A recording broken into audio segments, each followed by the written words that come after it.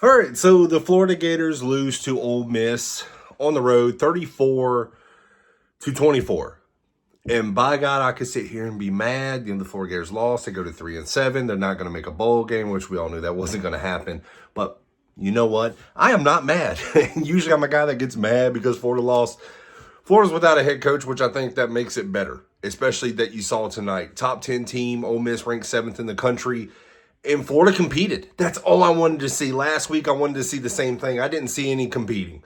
I just saw laying down. Tonight, Florida competed. That's all I want. That's all I ask. And they did that. Ole Miss was giving Lagway and that offense some deep shots. I was very shocked because, and one thing about Lane Kiffin I've always learned over the years, defense has kind of not been his specialty.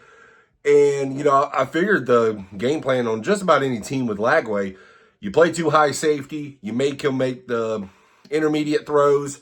He threw one interception tonight, ran out. I'm not sure. Again, he still makes he's still going to have an interception in him somewhere. But he didn't play bad, especially the first half. I mean, listen, Florida had he gave Florida a shot. Whenever the shots were there, he took them. He got them. The Studevant 57-yard touchdown pass was huge.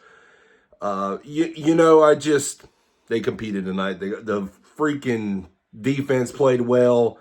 Miles Graham was everywhere, it seemed like. But, man, that Lacey guy for Ole Miss, 224 yards on the ground. He broke the backs of the Florida Gator defense. I mean, that dude is really good. We talk about Jane Ball, with the Florida Gators, but I mean, that Lacey guy is really good. He's really good. And he was a player of the game tonight. I mean, really, Ole Miss had opportunities to really push this game even further. The Chambliss, I don't know what he did on 4th and goal when they were about to score at the goal line, and he just throws it in the grass. So there was plays where they just left out there. But the Florida Gator defense still played good enough, well enough to possibly win. The offense just really couldn't get it done at the end. But man, that Lacey guy for Ole Miss is just really good. He's really good. But what happens? That man, you can hear the stands. It sounded like it was almost an away game for Ole Miss. How many Florida Gator fans were there? But at the end of the game, you can hear the fans. We want Lane. We want Lane. So that's it's going to be interesting. I don't know. Who knows at this point what's going to happen? Who's going to be the next Florida Gator head coach?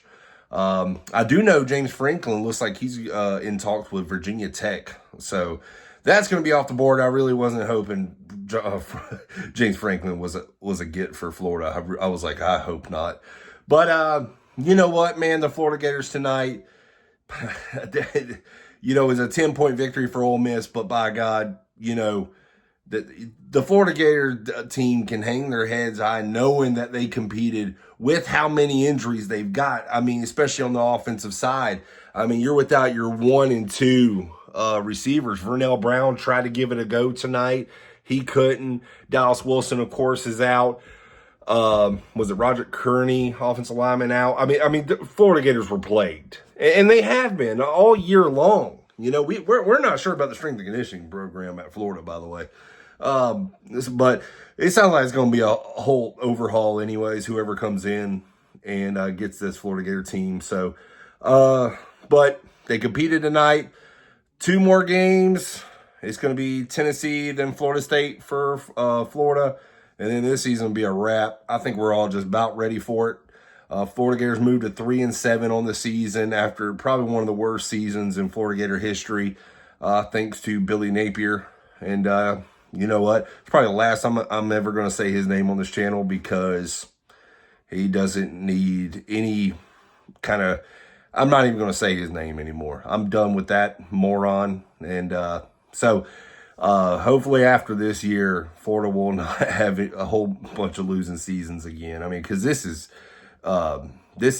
pathetic. And, I'm not so sure if the Florida Gator logo is that prestigious anymore, you know, especially in the NIL. And, you know, Florida Gators still has a rich, Florida Gators still have a rich history, especially in the Florida football program. But, you know, you sit there and look, is it really that enticing anymore? I don't think the logo really holds that much weight in NIL era.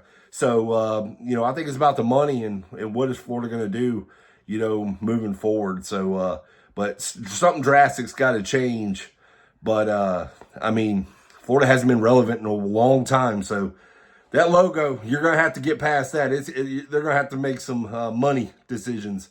And, you know, I'm interested to see what's going to happen, but at least we ain't got to watch this team in the in the bowl season, because I mean this team is not very good. But at least, like I said, they competed tonight. We'll see what they can do against Tennessee and then Florida State. I think they can still beat Florida State. Florida State's bad. So, but hey guys, appreciate y'all watching this channel. Don't forget to hit that like button. Don't forget to hit that subscribe button as well. I appreciate it. Y'all have a great one.